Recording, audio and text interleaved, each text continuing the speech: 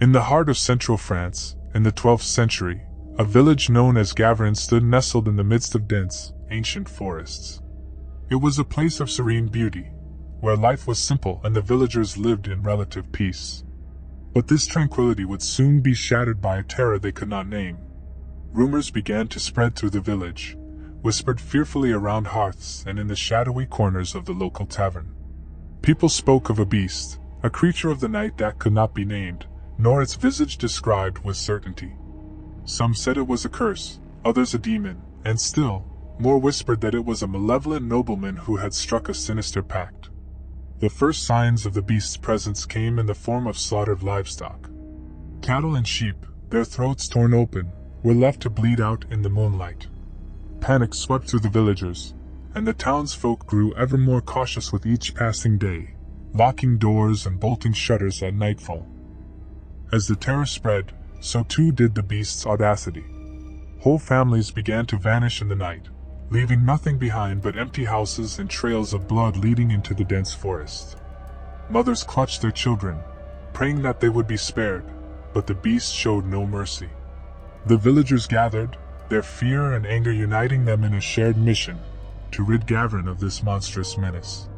They patrolled the dark woods with torches in hand, seeking the source of their torment. But the beast was cunning, and it eluded their grasp time and again, leaving only the chilling echo of a sinister laugh in its wake. Whispers of the beast's true identity began to circulate. Some claimed it was a disgraced nobleman, once a member of the royal court, who had been cast out and cursed by the very kingdom he had served. They said he had made a sinister deal with dark forces, transforming into this abomination to wreak havoc and sow chaos, all in pursuit of some sinister political goal. In the heart of the forest, under a moonlit canopy, the villagers stumbled upon an old, decaying castle. It was here, deep within the tangled trees, that the beast seemed to make its lair. The walls of the castle bore strange symbols and runes, and a malevolent energy hung heavy in the air. The villagers gathered their courage and stormed the castle, torches blazing and swords drawn. But they found only empty chambers and corridors, devoid of life or answers. The beast continued to elude them, leaving no trace of its presence. The village of Gavronne fell into despair, living in a constant state of dread as the beast's reign of terror continued.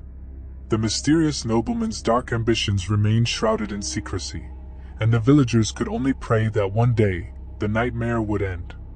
And so, in the heart of central France in the 12th century, the villagers of Gavronne lived in fear, unable to name or fully comprehend the malevolent force that haunted their lives, a beast that could not be named, a shadowy figure whose goals remained a terrifying enigma, casting a long and sinister shadow over their once peaceful home.